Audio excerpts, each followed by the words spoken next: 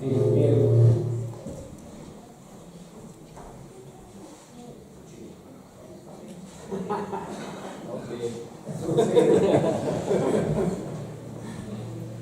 Waters, Ian was saying, Tim Waters voted to reduce carbon emissions by 80% by 2050. This is a fine intention, but needs decisive action to be taken quickly. But the candidates support primary legislation and enforceable carbon reduction targets.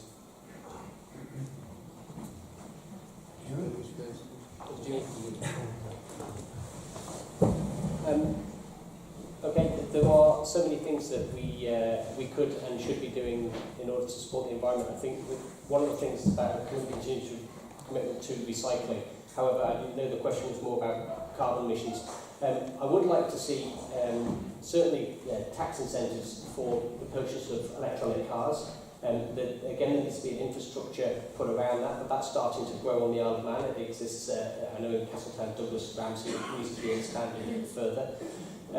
Also, in terms of carbon reductions, we do need to change how we generate our electricity. It's one of the biggest forms of our carbon emissions, and I do believe that we could stand wind turbines. I think the 5 kilowatt wind 5 megawatt wind turbines would still allow about 15% of our grid to be wind supported.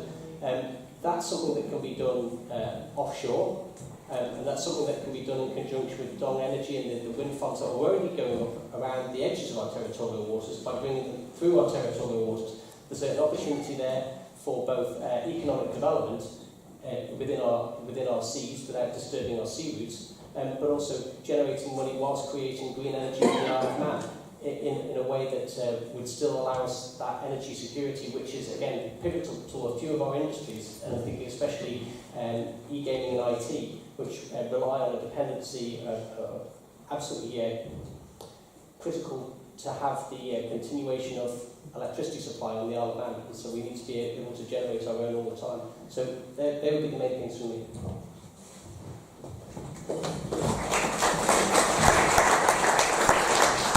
Yeah, I was very happy to support that recommendation that came to Tynwald just last year, and it needed updating very, very clearly, and where Tynwald had made a commitment prior, they didn't actually meet it, and therefore it needed updating, and that's obviously in line with other jurisdictions, and that's what we do need to consider.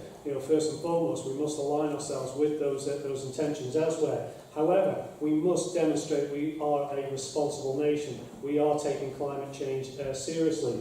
And for me personally, when we signed up to that document, one of the things particularly for us in this, our own constituency here, was a national sea defence. You may remember a certain member from the north of the island was playing a bit of a King Canute, which was understood. He wanted to protect his constituency, but we had issues elsewhere around the island, and that's why we had a national sea defence strategy in place, which allows us to prioritise what, particularly in terms of funding, and where we can support as and where necessary. Energy is really very, very important without a doubt. Any dynamic economy, and we do have a very diversified dynamic economy as it stands right now, and that will, I hope, continue. Energy is going to be vital, and that would go along with the area which we talked about, food security earlier. I would suggest we need to reach energy security as well at the same time. And you may recall we've actually signed 2 renewable energy projects in our seawaters. 12 miles of that seabed we own. Over 90% of our territory we own. It's not on land. And we now have 2 projects where we're trying to progress. One of them is in a partnership with the UK for a wind farm to the northeast, and the other is a tidal energy firm also in the north, and those will hopefully come to fruition in due course. And if we reach that particular point there of these being productive, we could also get, as I say, energy security, and this will help our... Thank you very much.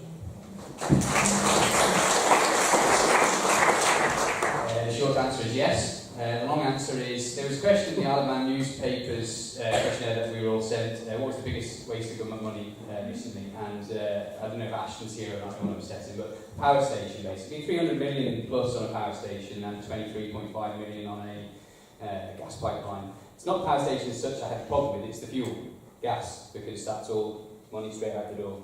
Now, I don't know if these guys have read the 2010 AEA report that I mentioned earlier. 2010, if you Google it, 2010 AEA report, government report, doesn't recommend wind. Recommends biomass, funny enough. That's the stuff that's growing just outside the window there. The problem is it's far too cheap. That's the problem. Because this links into Derek's question. Derek, why aren't we supplying the power station with biomass? Supplying us all electricity and making money out of it. The MEA debts, isn't it? Right. So basically, we stuffed ourselves because of political decision making. If that £300 million plus your money had been spent on a renewable fuel source, which was recommended in a government report, we'd all be making money now instead of it going straight out the door. The key thing is political decision making. It's not the issue as such. I mean, I want it because it makes sense financially. This is money that you're all spending, and it's money that's going straight off the island. The report recommended biomass. It's so simple. The government has taken it up to a certain extent with some of the bigger buildings. They do have a biomass production programme for the hospital and a few of the big buildings. But the report actually recommends for all scales, from domestic all the way through to national. And it again comes back to this broader debate about where we are headed and how we do things. Because this is massive amounts of money, huge amounts of money, that we can't really afford to lose right now. So there's a join there between you two, probably not conventional bedfellows, but there is. And the key thing is money. I mean, I know that you are coming at it from an environmental point of view, but you are coming at it from a money point of view. You could be making money. We wouldn't have to pay you to make the money. You could be making money for us. It's just way too simple. That's all it is. I actually wrote to the papers in 2010 when the gas pipeline was approved by the previous administration, basically saying this is insane. We are paying £23.5 million to install a fuel supply which we have no control over to a power station which will be obsolete within a generation. We could have spent that money on something else. Political decision making is the key. If you had all been told this at the time and you'd had the power to do something about it, would you have made that decision? The report is plain as day. Google it, have a read of it, it's a very, very good report. That's the type of decision making which is going to make or break the Isle of Man within the next 5 years.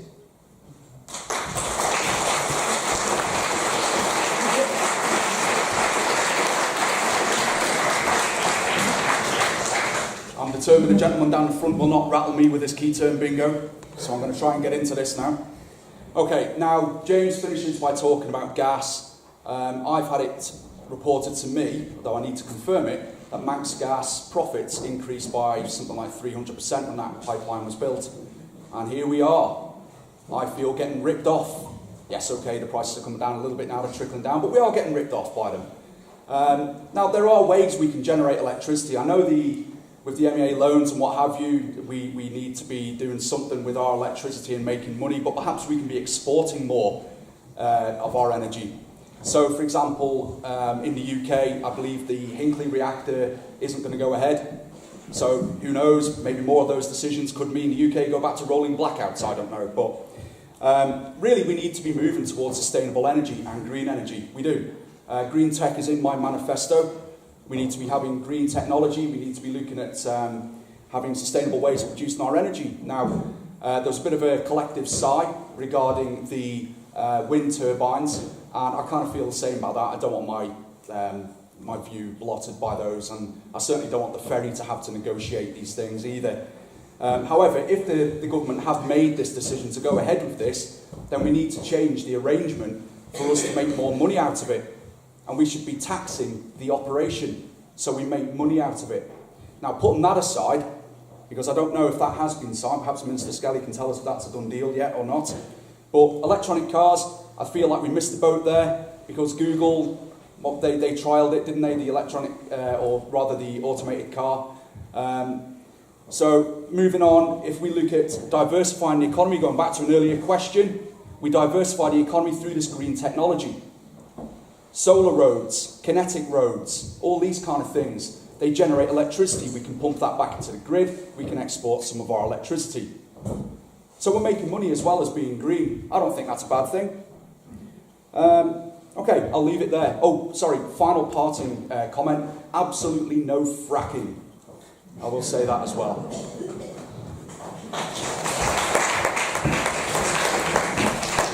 all very good points that everyone's made, and I go along with a lot of them. I support the Green Initiative too.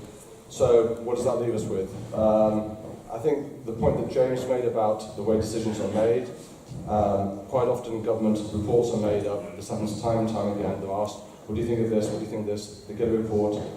Civil servant will work sometimes overtime to produce this report. They get it, see it, don't like it, and so all this work is just thrown by the side.